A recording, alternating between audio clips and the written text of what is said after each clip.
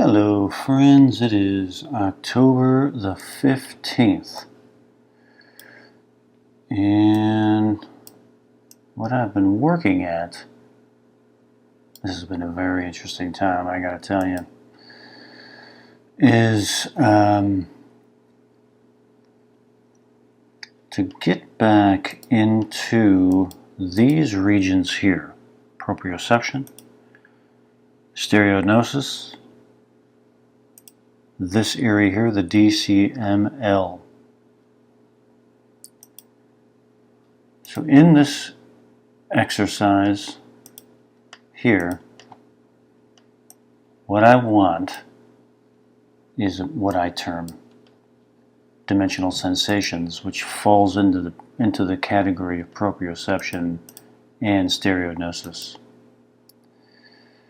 And dimensionality, meaning, as is defined here by stereognosis,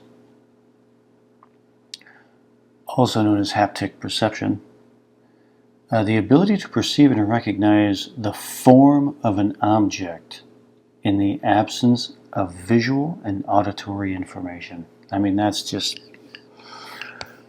perfect. It's just such a perfect category for remote viewing. That's why this is an important part of my work, because I'm categorizing these experiences, not just it's remote viewing or it's your imagination or whatever. Those are, those are older terms. It's a new day. So I love this term, and I've been looking at this and working with this for a while now. Absence of visual and auditory information by using tactile information to provide cues for texture, size, spatial properties, and temperature, etc. Now, this is where the proprioception end of it comes in, and how I see this process potentially actually working. Because the proprioception is here. Let's go through a couple of these things again. I've made a lot of videos on this, but I have to continually go back to this because it's so important. You have conscious proprioception, non-conscious proprioception, and it is where these receptors here, proprioceptive receptors in the body, send impulses to the brain to formulate a dimensional comprehension of the space that the individual is in, dimensionally. Their balance, the solidity of the space around them. And those sensors, that proprioceptive sense information, is sent via the nervous system to formulate an understanding of the environment. Stereognosis is the ability to process this information in the absence of visual and auditory information. So, I theorize, and I have theorized, that per the proprioception and the stereognosis, that the quote-unquote remote viewing happens in reverse of this process, meaning that I'm not touching something and then that information goes this way into my brain. It's going from what I theorize as the selector mechanism and backwards, utilizing what the data that is produced in a kinesthesia in reverse to formulate the shape, the shape form, the solidity, the dimensionality, the size, all that kind of stuff is available. but it happens in reverse. I theorize. So here's an example here. So when I went into this exercise, what I want is dimensional sensations. I want proprioception. This is the quote-unquote target or the range of time and space. It is the Sphinx. Everybody knows the Sphinx. And here is the dimensional sensation, aka proprioception, aka stereognosis.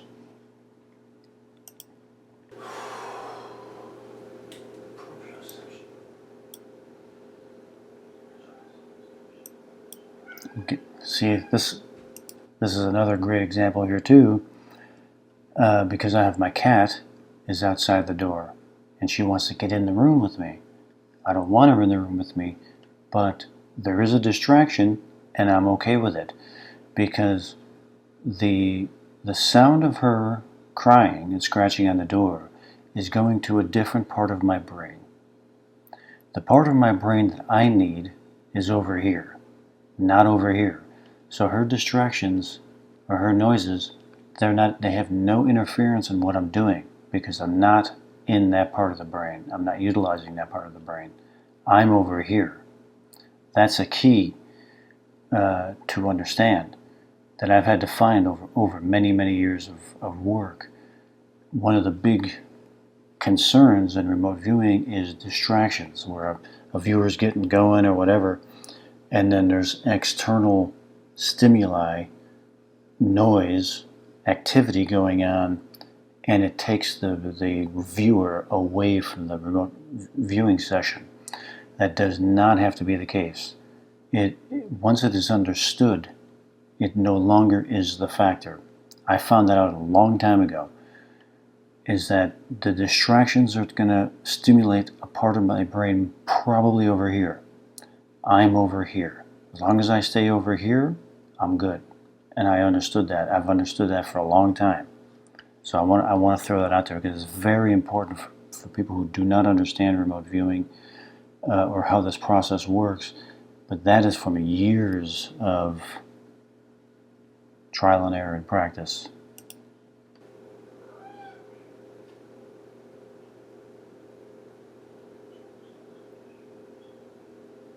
I'm getting myself in there, man. Basically what I'm doing here is I'm getting real clear on my objective. I want proprioception, I want dimensional sensations, I want stereognosis. That's what I want. I have a target here, I'm blind to the target. Random thing, I don't care what it is. I don't care if it's the Sphinx, it could be anything. It doesn't matter what it is. All I want is to experience the stereognosis, the proprioception, the dimensional sensation. I know where it is in my brain. I know what it feels like. I want to go there. That's what I want. That's what I'm doing there. Get myself clear. Okay, I got a target here. And got it. All right, let me go back here. So we know exactly what happened here, because it's easy to miss what happened. I'm getting clear on what I want my brain to do. I got a target here. Now I want it. And boom, there it is. It's right. I got it right now.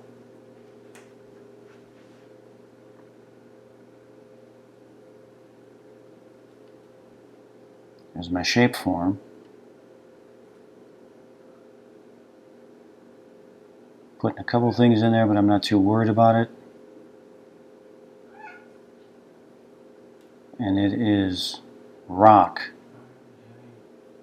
It's stone. It's heavy, and it's hard. And that's all that I want.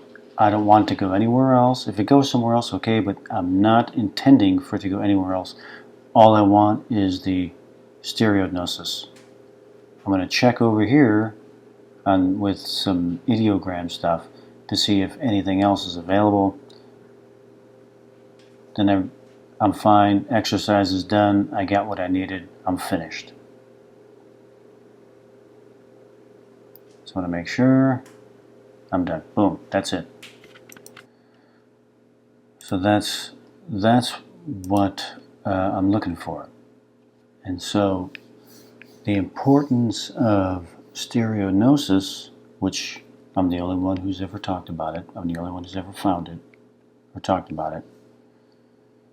Not to pat myself on the back, it is just true that this is the process here that I'm decoding.